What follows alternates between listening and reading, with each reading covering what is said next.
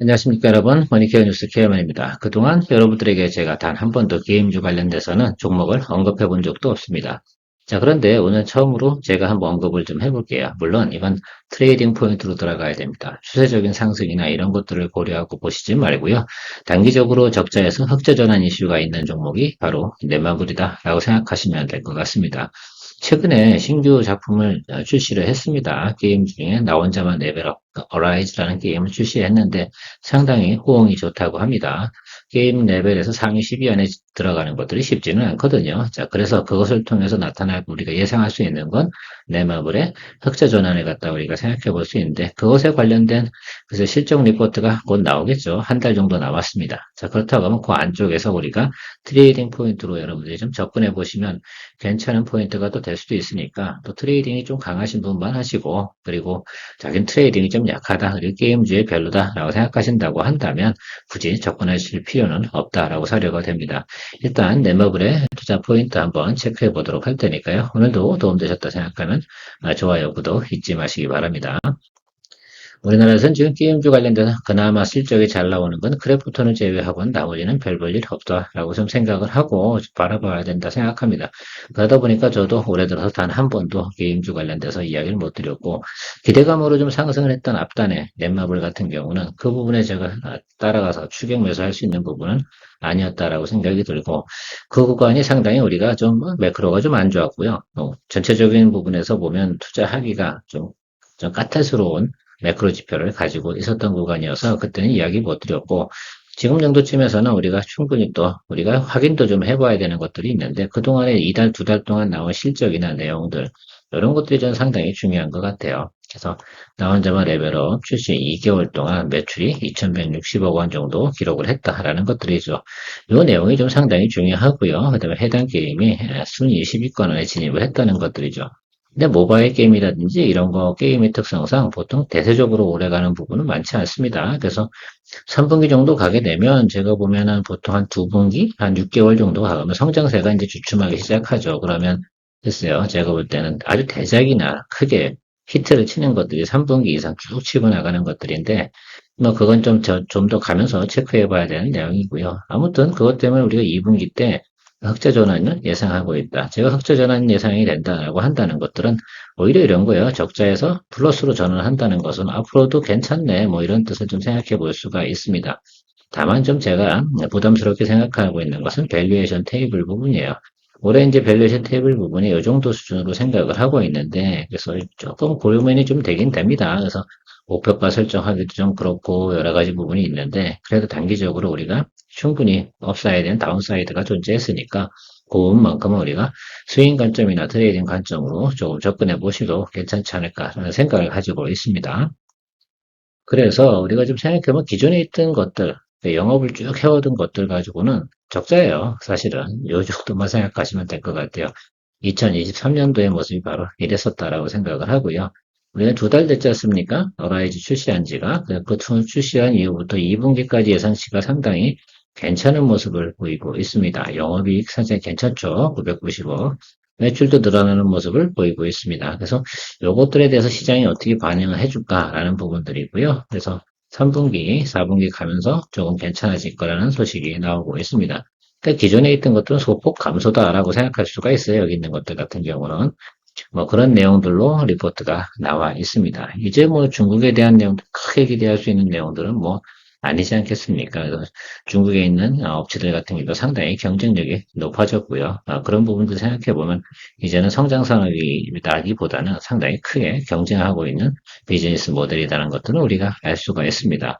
아무튼 우리가 실적이나 내용으로 생각해 봤을 때는 흑자 전환 이슈가 나올 때는 주가가 기본적으로 반등할 요소는 충분히 가지고 있고 충분히 제가 볼 땐 한 번 정도는 우리가 접근해 볼 가능성은 있지 않나라고 생각하고 있습니다.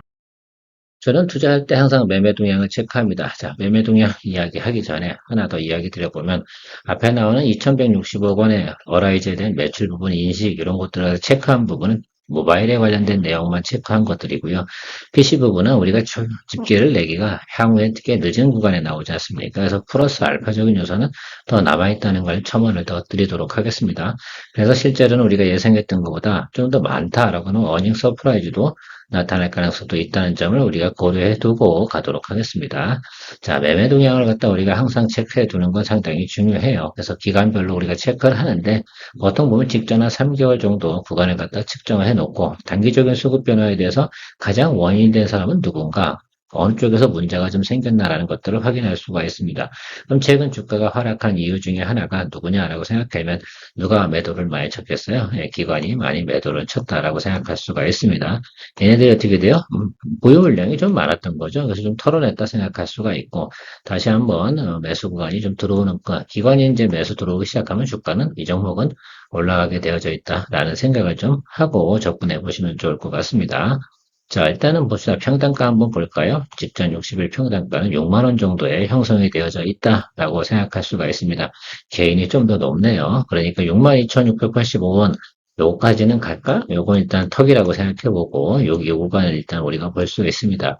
근데 현재 주가는요, 요거보다 상당히 낮은 구간에 있습니다. 그래서 제가 볼 땐 15% 정도의 업사이드는 우리가 충분히 보고 갈 수 있지 않나라는 판단이 좀 씁니다. 그래서 뭐 트레이딩 정도로 이 정도면 괜찮지 않을까. 우리가 투자 기간도 이 종목 같은 경우는 앞으로 2달 안쪽에서 우리가 정리를 해야 되기 때문에 그런 포인트로 정리해 보도록 하겠습니다. 괜찮은가요? 괜찮으실 수가 있다는 생각이 듭니다. 그래서 좀 생각해 보면 최근에 주가가 여기 어라이즈 출시하면서 쭉 올라왔어요. 2달 전에. 이제 이게 기대감이라고 생각할 수가 있다라고 생각할 수 있습니다. 개인들은 보통 아까부터 보면 62,000원 정도 형성이 된 걸로 봐서는 어떤 겁니까? 예, 뉴스 보고 샀을 가능성이 상당히 높죠. 제가 뉴스 보고 터지는 것들은 항상 뭐라고 얘기합니까? 예, 원점 타격이 기본 원칙이다라고 할 수가 있겠습니다. 그래서 이 구간에서 여러분들께서 분할 매수 좀 해주는 것이 저는 의미가 있지 않나라고 생각을 하고 있습니다. 그러면 이것도 좀 전략을 좀 짜서 내가 높은 구간은 여기 오늘 처음 매수를 했다 그러면 이 하단 구간 52,500원 이 정도 구간에서 분할 매수할 좀 이 구간과 이 구간 이렇게 설정해 놓고 저 상단에서 사거나 하단에서 사거나 이런 쪽을 설정해 두시면 상당히 좋겠다라고 말씀드리도록 하겠습니다. 자, 생각해 보자고요. 55,000원 정도나 53,000원. 그러니까 제가 볼 때는 한 지금 한 53,000원 정도 500원 이 정도 수준에 맞췄는데 6만 원 초반대를 찍는다. 62,500원 이 정도는 충분히 보인다고 생각할 수가 있습니다. 개인의 매수 구간이니까. 자, 그러면 우리가 원하는 수익률은 충분히 챙겨나갈 수 있어요. 그래서 이런 것들을 가지고 좀 생각해 보시면 좋지 않을까라고 생각을 하고 있습니다.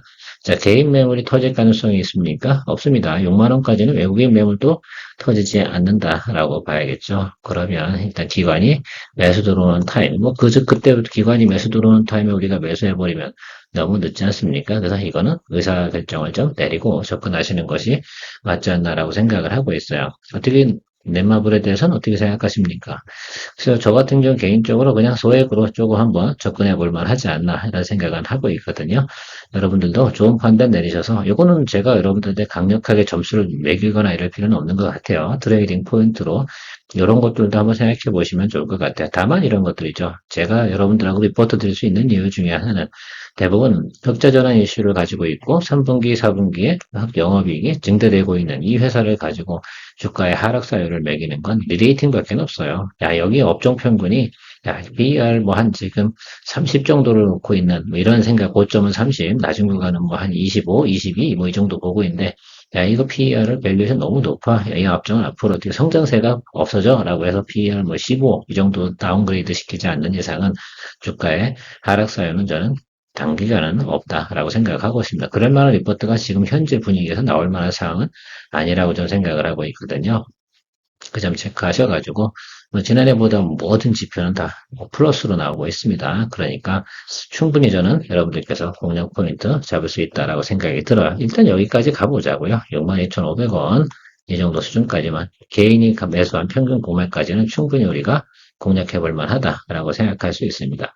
그렇게 말하다 보니까 우리도 개인이네요. 근데 뭐 개인이 또 개인도 수준이 좀 다른 거 아니겠습니까? 그렇죠?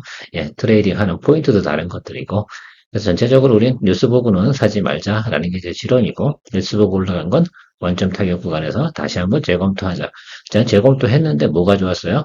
예, 직전 2개월 매출 잘 나왔고요. 흑자 전환 이슈가 있고 가이던스가 좋습니다. 그러니까 저는 공략 포인트로 이야기를 드려보는 거니까 여러분들도 투자에 대한 판단 여부 잘 결정하셔서 좋은 결정 내리시기 바랍니다. 오늘도 여러분들에게 도움되셨습니까? 도움되셨으면 구독 잊지 마세요. 마무리하도록 하겠습니다. 내일 뵙겠습니다. 케어맨이었습니다.